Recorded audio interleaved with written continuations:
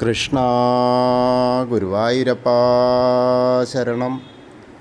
ഞാനിന്ന് നമ്മൾ ഗുരുവായൂരമ്പലത്തിലെ രാവിലത്തെ നിർമ്മാല്യ ദർശനത്തോടു കൂടിയുള്ള ആ തൊഴുത കാര്യങ്ങളാണ് നിങ്ങളുമായിട്ട് പങ്കുവെക്കുന്നത്. നിങ്ങളുമായിട്ട് പങ്കുവെക്കുന്ന ഈ കാര്യങ്ങൾ എല്ലാവരും ശ്രദ്ധിക്കുക.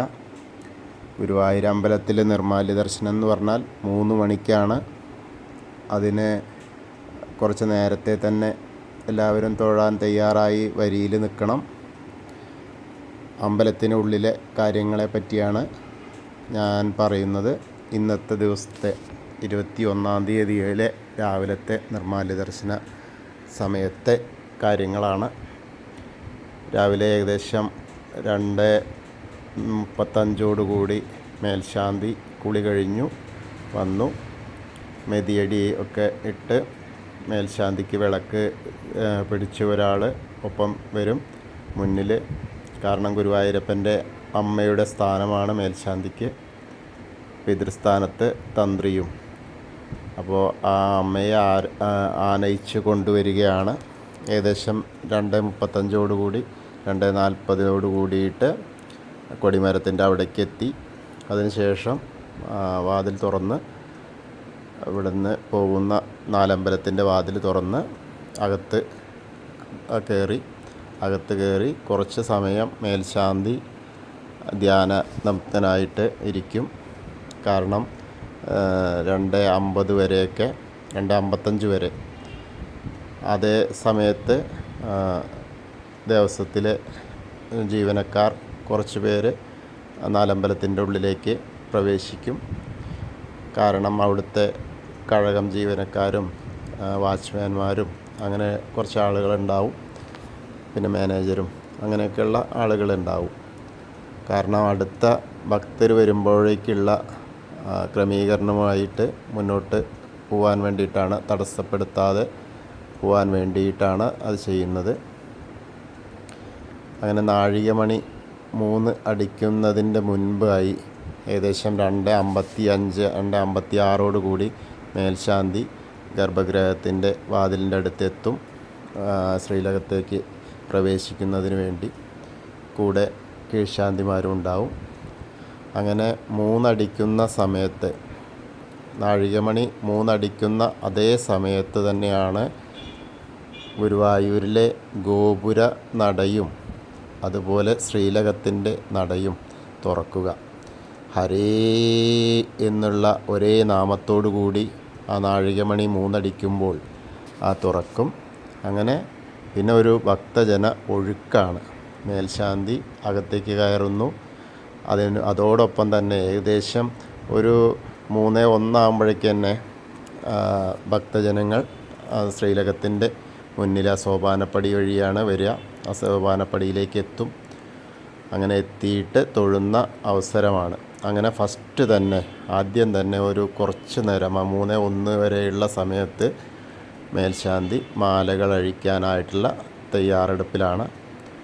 അങ്ങനെ ഓരോ മാലകളായിട്ട് തലേ ദിവസത്തെ, അതായത് ദേവകൾ അർപ്പിതമായ, ദേവകൾ പൂജിതമായ ആ വിഗ്രഹം, ചതുർബാഹുവായ വിഗ്രഹം നമ്മൾ നട അടച്ച് ശ്രീകൃഷ്ണ ഗോവിന്ദ ഹരേ മുരാരേ ഹേ നാഥ് നാരായണ വാസുദേവ എന്ന ഉറക്കുപാട്ട് പാടിയിട്ട് രാത്രി തൃപ്പുക കഴിഞ്ഞ് ഗുരുവായൂരപ്പനെ ഉറക്കിയിട്ടാണ് ബാക്കിയുള്ള ആളുകളെല്ലാം പുറത്തേക്ക് വരുന്നത്.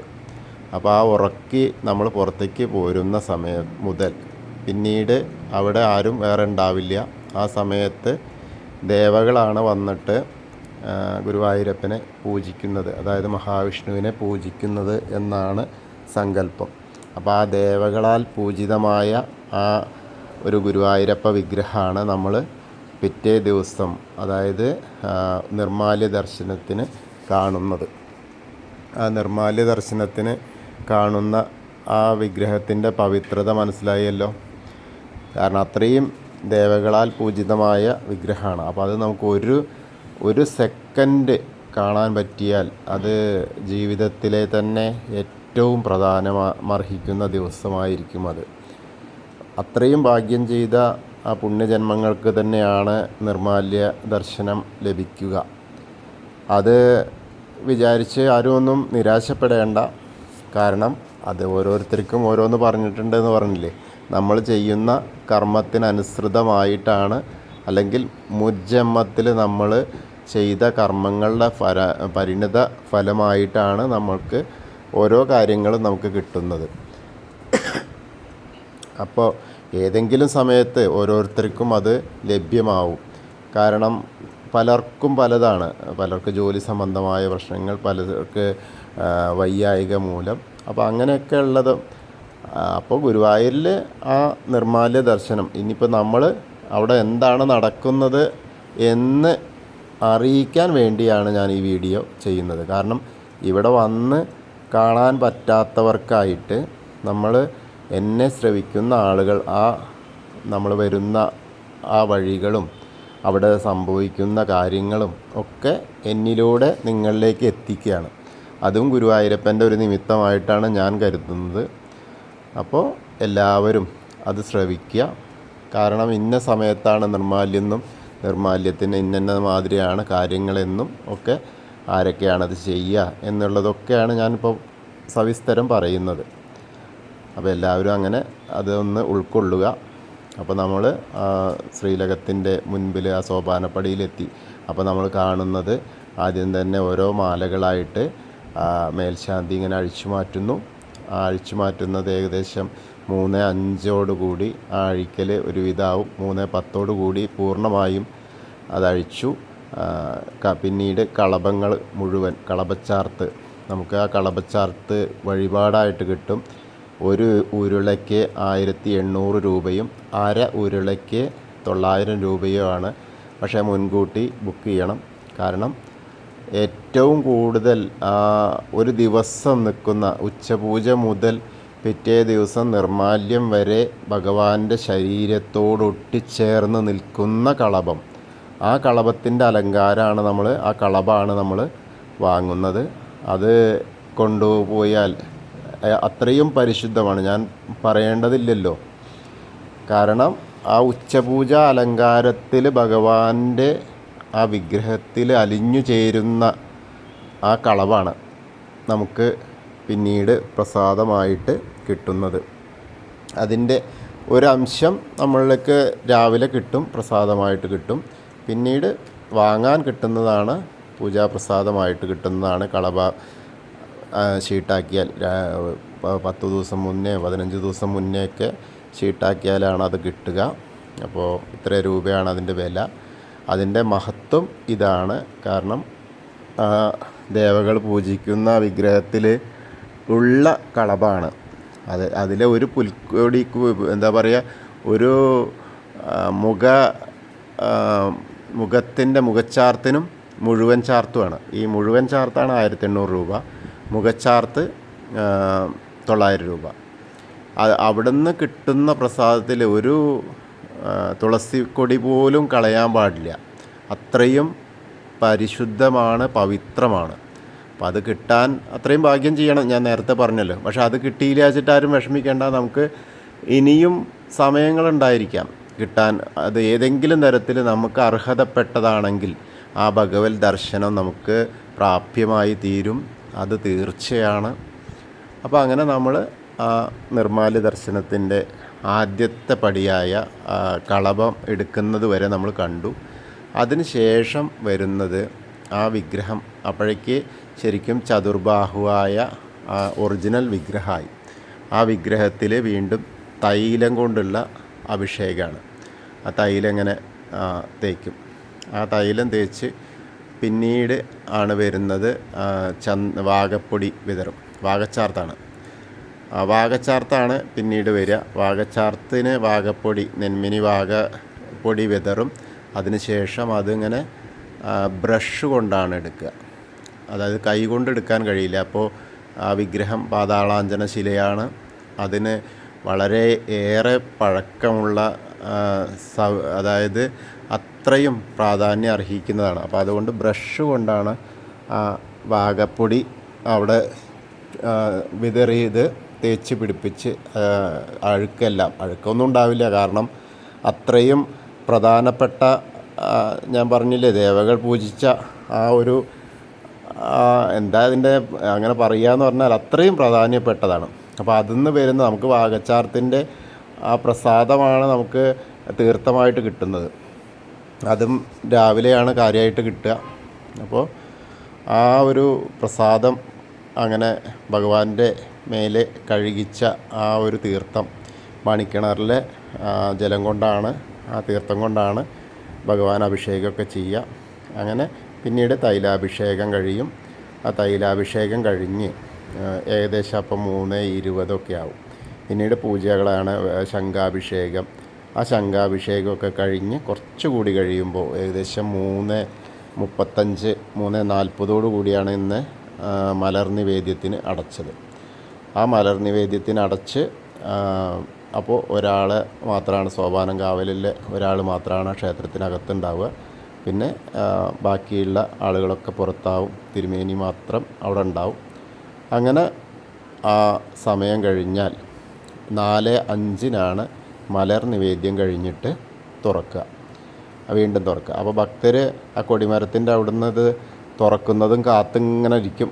കാരണം എന്താ വെച്ചാൽ ഒരു ഗുരുവായൂരപ്പനെ ഒരു നോക്ക് കാണാനുള്ള ആ ഒരു കൊതിയോടെ ആകാംക്ഷയോടെ കാത്തു നിൽക്കുകയാണ്. മലർ നിവേദ്യം കഴിഞ്ഞിട്ടൊന്ന് കാണാൻ, അതിൻ്റെ മുൻപ് ഏതെങ്കിലും ഒരു സമയത്തൊന്ന് കണ്ടാൽ മതി എന്നൊക്കെ വിചാരിച്ചിരിക്കുന്ന ഭക്തരാണ് നമ്മളെല്ലാവരും. അപ്പോൾ അങ്ങനെ ആ മലർ നിവേദ്യം കഴിഞ്ഞ് അത് കുറച്ച് കഴിഞ്ഞാൽ പ്രസാദമായിട്ട് കിട്ടും. കുറച്ച് അധികം ഉണ്ടാവില്ല, കുറച്ചേ കിട്ടുള്ളൂ. അപ്പോൾ മലർ നിവേദ്യത്തിൻ്റെ പ്രസാദം കഴിഞ്ഞു. മലർ നിവേദ്യം കഴിഞ്ഞാൽ പിന്നെ ചെറിയ ഒരു വേഷം, അതായത് അപ്പോഴേക്കും ചതുർബാഹുവായ വിഗ്രഹത്തിൽ കുറേശ്ശെ വേഷങ്ങൾ അങ്ങനെ ചാർത്താൻ തുടങ്ങും.